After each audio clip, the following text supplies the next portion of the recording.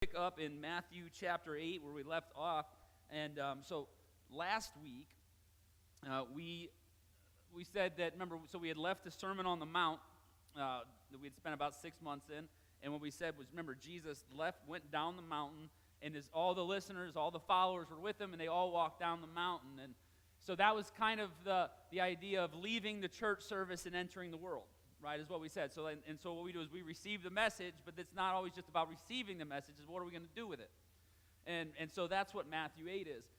Matthew 8 is an entering into the world. And so the very first person that Matthew put in the story was the leper, right? We talked about the leper last week. And so the leper, the very first person Matthew puts in the story is the most disregarded person in the community. The first person that Jesus meets is the person furthest removed from community. Was completely cut off from the temple and the people. So we kind of saw the first beatitude. If you go back to the beginning of Matthew, the first beatitude kind of played out that there is no one more poor in spirit. There's no one more poor in spirit than the leper. And so what we'll see is, I hope, there's a lot of patterns, actually, and if you haven't picked up on this yet in the year we've been in it, there's a lot of patterns that Matthew likes to run. But let's pick up in Matthew chapter 8, verse 5. This: when he entered Capernaum, a centurion came to him, appealing to him. So real quick, for reference, next to the leper, there's no one probably more removed from the community other than the leper. Like, it's leper and then it's Centurion, right? Gentile, non-Jew, right? It was so he was also someone that's not a part of the traditional community that the Jews were working with. So the leper was outside the walls. So here's what happened. So we have the temple. I was trying to kind of get an idea of what Jesus is doing, what Matthew's doing here. So there's the temple, right? Now the temple, there's layers to the temple. So you can be outside. There's these huge walls that would go outside around the temple. Now the leper was not allowed even inside the biggest walls to get into the temple. So inside the first layer of walls is called the court of the Gentiles, right? So the leper's not allowed in, and then the first level, the Gentiles are allowed in that little section. All right, and so Jesus' first interaction, because remember, we said the Sermon on the Mount was what? An upside-down, outside-in type of thing. And so then as soon as Jesus enters the world, right, we're into mission, we see this outside-in thing happening where we have the leper is reached first, who's on the furthest outskirts of the temple, right, or not even allowed in the temple, and then we have the Gentiles, and then next week, it might not be next week, next time we preach on Matthew, it's going to be a woman. And so actually the next area that people are allowed in the temple is the court for the women, right? And so there's this kind of outside working in that Jesus, or that Matthew is kind of trying to present to us, that God is moving from the outskirts in. And that's what a lot of this message is about today. So watch what happens here. It says this in Matthew 8, verse 5. It says, watch what happens. Remember last week when the leper went up to Jesus and we said he worshiped him, right? He worshiped him. Now look at the centurion. And remember, the centurion is like above, like over the Jews, right? They're in charge of all these people. And the centurion's in charge of 100 soldiers. That's where centurion comes from, right? And so he's in charge of all these soldiers. He's a big dog, right? He's got probably a really nice place to live, like all these things. And this is what he says to Jesus. He says, when he entered Capernaum, a centurion came to him, appealing to him and saying, Lord, my servant is lying at home paralyzed in terrible distress. So the leper bowed before Jesus, right? And now the centurion uses the word Lord. And so the word Lord, Kyrios, right? And so this is interesting because the Jews who Matthew was writing to in the first century, they used the word Kyrios in place of the name God gave Moses for himself, right? And so you know the story of the burning bush. So Moses goes, he sees the bush, it's on fire, but it like keeps being on fire, but it's not consumed. And he goes and he goes up to the bush, and ultimately he asks, who are you? Like, what's your name, essentially? And this is how God responds in Exodus 3:14. God said to Moses, I am who I am.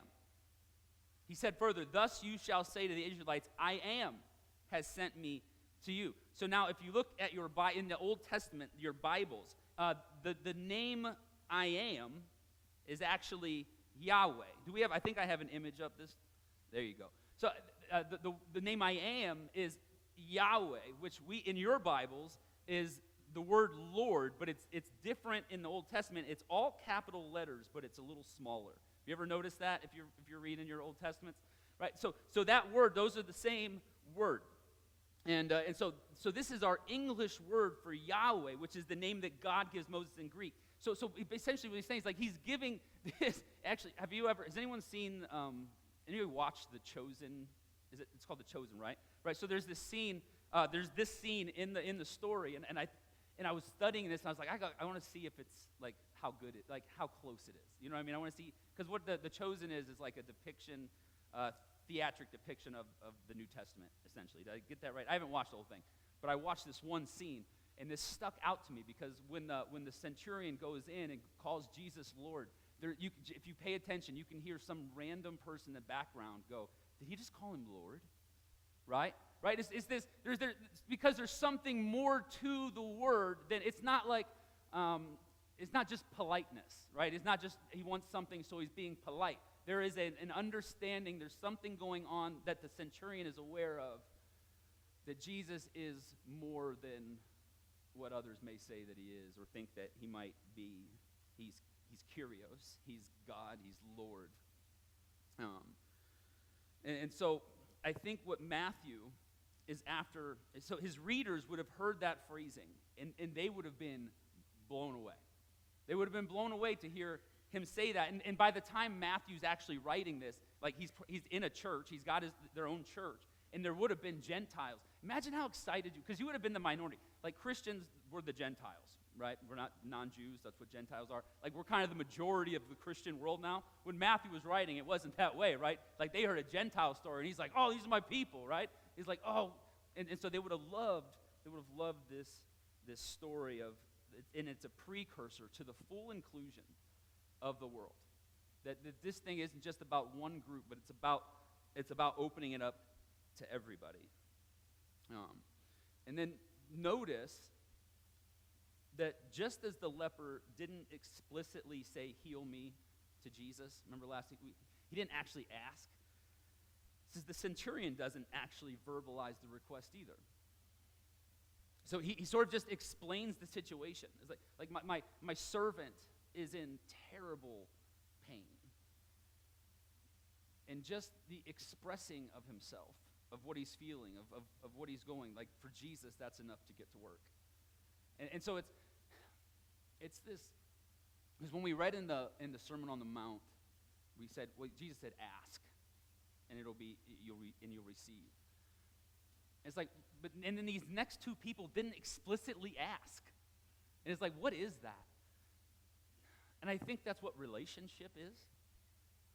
Like if my kids come to me and explain something that's going on in their life, a struggle, a hardship, I want to be there, right? I want to help that. But if they just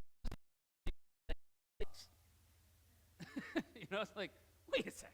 It's like there's a relational aspect to this. Like, let's talk. So Jesus saying, like, remember, he said, treat him as Father, right? Have this conversation, have a relationship with him, and that's where some of this is coming. So, and so not only, let me say this right. The faith of the prayer, we said last week, and it's the same. The faith is in the showing up to Jesus. It's in coming to Jesus. It's in saying the prayer. Having the conversation is the faith. And it doesn't need to be like formulaic. I think that's kind of the point. It's like Jesus doesn't go like, if you ask it exactly these ways, right? Because what do? We'd be like, oh, we would become obsessed then with like the formula. And it's like the whole idea is like, this isn't about formula. This is about relationship. And even the way that Jesus begins to heal people. Notice this as we go through there's a lot of miracles that are and healings that are coming. Jesus doesn't heal the same way every time. Right? Like sometimes he reaches out and touches. Sometimes he puts spit mud on your eyes. Right? Sometimes he sends you to wash and go do something. Right? Sometimes with the centurion, he just says it from a distance. Right? So there's Jesus doesn't even give us a formula to his healings. Why is that? It's because, as we said last week, the healings aren't about us.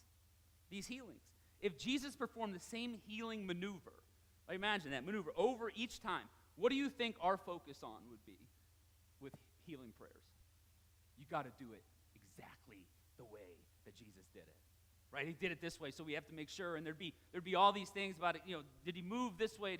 There's all this. We kind of obsess because we like to obsess over some of those things. We would try to replicate exactly what Jesus did when he healed. So to make his point even clearer, he does it differently every time. And so we can be sure that it has nothing to do with what he does, but it has everything to do with who he is. It's about Jesus. It's about Jesus. And that's what we said last week, these healings. They point us to him. In fact, the reason the centurion, right, is there is because he has heard who Jesus is. He's heard about what Jesus has done and knows that Jesus can do it too. And so it's the healings that have caused the faith of the centurion. You understand? Okay. So my hope is that we'll continue to see the Sermon on the Mount played out in the ministry of Jesus. And I think that's the way that Matthew has laid out this gospel. Jesus taught us to ask like children, to have a relationship. He doesn't walk up to Jesus and ask him to heal his child. He expresses his dire situation. So, verse 7. And said to him, I will come and cure him. The centurion answered, Lord, I am not worthy to have you come under my roof, but only speak the word, and my servant will be healed. For I also am a man under authority, with soldiers under me. And I say to one, go, and he goes, and to another, come, and he comes. And to my slave, do this, and the slave does it. It's, have you ever heard the, game recognizes game? Has anyone ever heard that? Yeah, it's, thank you. I got one laugh out of my daughter. I appreciate it. That makes my day. So essentially, it's like if a musician sees a musician. They go, oh, I know that. I know what they're doing. Like there's a connection, or if a boxer sees a good fighter, right? There's a connection. Like I understand that because I know that, right? And so the centurion, what's really interesting though, is that the centurion sees and hears. The part that stands out isn't that he has people who do his bidding. All right, that's not the part that stood out to me, but that he recognizes that the authority that he has comes from a higher chain of command. So the centurion sees and hears all that this man Jesus has been doing, and he recognizes that you don't get that sort of power on your own. It's granted to you, right? Rome gives him the authority to tell people what to do, right? But your authority, but Jesus' authority to command demons and disease, he's like that has to come from something. You don't just get that. Like that, you have an authority that God has given you. So again, the miracles of Jesus are what drew him in. They're what drew him in. Verse 10. When Jesus heard him, he was amazed and said to those who followed him, truly I tell you, in no one in Israel have I found such faith. I got to imagine this hurts a little bit. Right? Have you ever walked? You ever had like a coach? Like anybody play sports growing up? Anything? Yeah. Like a coach that really liked a player on the other team more than any of your teammates, right? It's like, man, that kid over there is crushing, right? Or have you ever walked? Maybe you're at an amusement park with your parents, and they're like, "Do you see how those kids are behaving?" Right? It's like, why don't you do that? Right? It's like that's kind of the it's like looking at his people. It's like, do you guys see what I'm seeing? Like this guy's not a part of us. And yet he believes stronger than anything that Jesus had seen yet. That's something.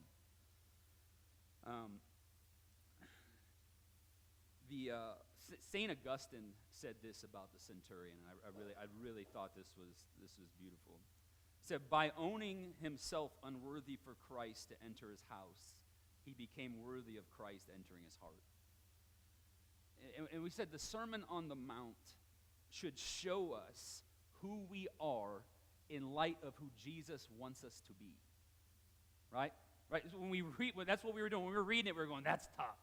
That's hard. That's difficult, right? And so it shows us that we are not who God aspires us to be, but we are a work in progress, right? And that's what we're constantly reminded of. And so the centurion is aware that he falls short.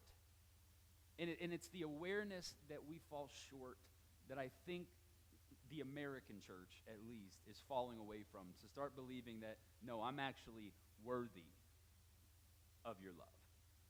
And it's like the centurion's going, listen, I'm not even worthy to have you in my house. Right? And it's like that. So there's an understanding of our own brokenness.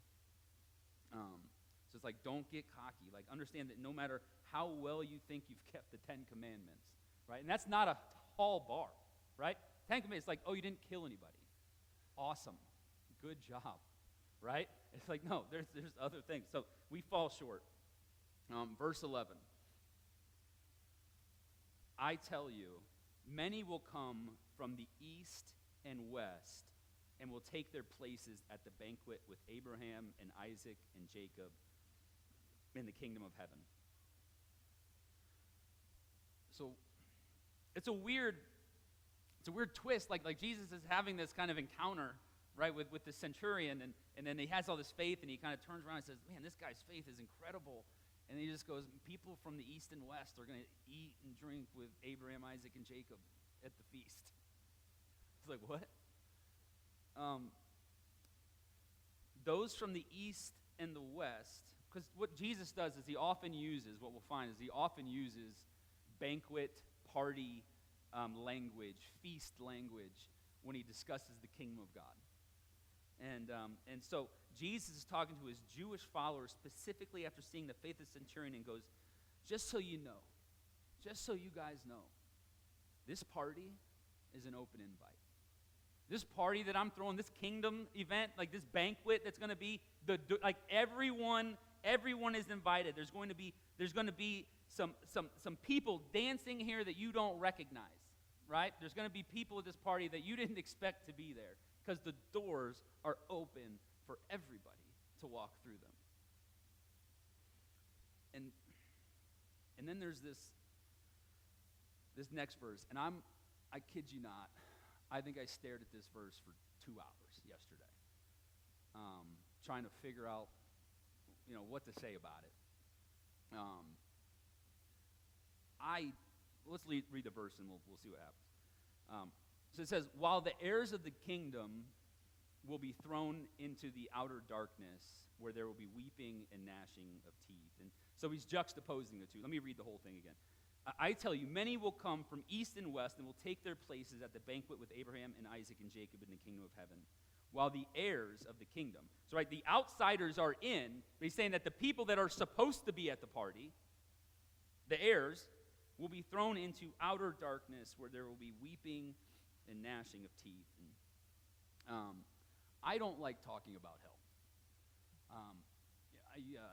I like a YouTube. There's a YouTube page that I follow that I really enjoy. It's Atheist Church Audit, and so it's an atheist. He's a seminarian who became an atheist and then just reviews churches. I love it. It's a blast. But one of the things he said is he would go in and he says not that it's not about what you believe, but sometimes the way you communicate what you believe, and the way that the church has talked about hell. At least in my life, has been a little too vitriolic than I think it should be. I don't think it should be vitriolic at all. I think it's, and here's the thing too. What I prefer to do when I'm on uneasy ground, which is how I feel about this ground right now, I prefer to read what others have said. Okay, so I really loved our theologian for the series, Frederick Bruner, he says this: the church is unwise to speak with confidence of the temperature or topography of hell. She is equally unwise to say that hell and heaven are not places but conditions. The more important matter to see is that whatever or wherever hell is, Jesus warned us and warns us continually of something ultimate to avoid. There is some reality signified by the words outer darkness, Gehenna, and Hades, a reality the church is advised to take seriously. There is an issue to the affairs of life that is worse than death. Jesus feels that he serves us by warning us of it. So here's something that I want us to keep an eye on, because the topic will keep coming up in Matthew, I think. Who is Jesus talking to when he says these things? I want to keep an eye out, because almost exclusively, those who are trying to keep others out of the kingdom is who he's talking to. It's often his strictest, harshest words are not for the woman caught in adultery, not for the woman in the divorces, not for the tax collector who's cheating everybody around him. His harshest words are for the people on the inside trying to keep people out.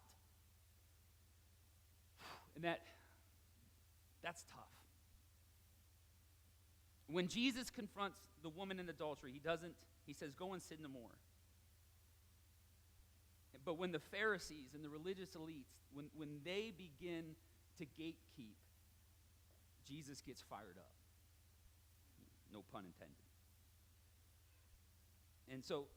But here's the other thing about hell. And this might be the longest discourse I give while here on the topic. All right, and I may just refer back to this in the future. What you think hell could be or might be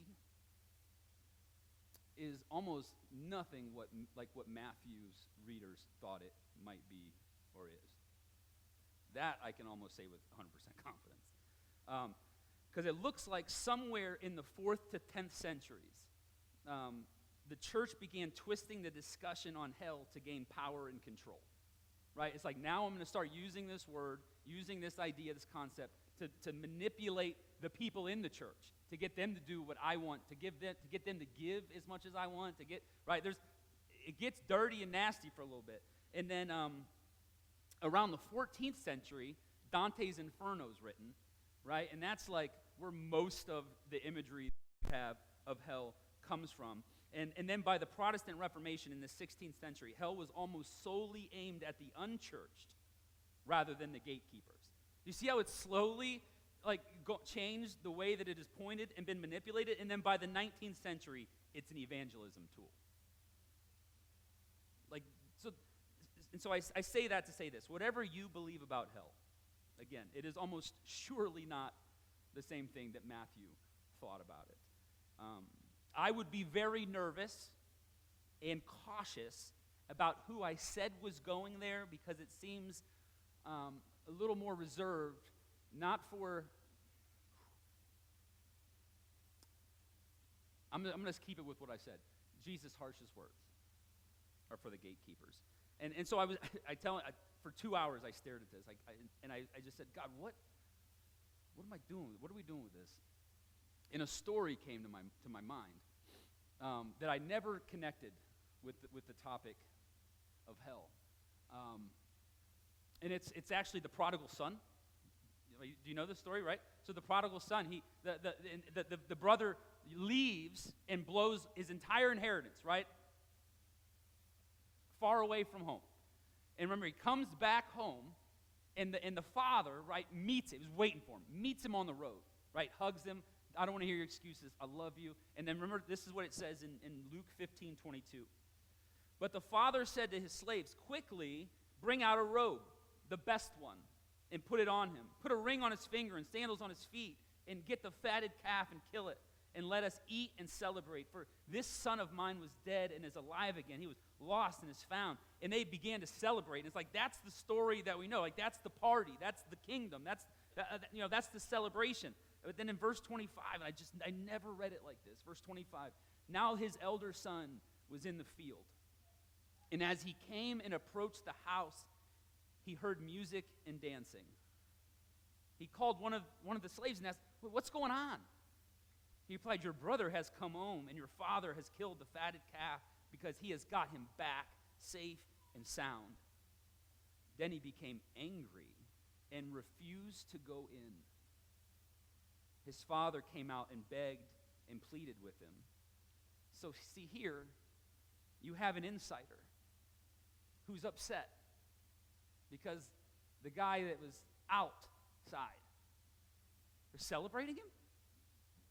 You're welcoming him home? And so the older brother, he's the gatekeeper, right? And it's C.S. Lewis, he said, this is what he says, that hell, not as a place God forcibly sends people, but as a state that people choose by rejecting grace. He says this in The Great Divorce. I love this phrasing. The doors of hell are locked from the inside.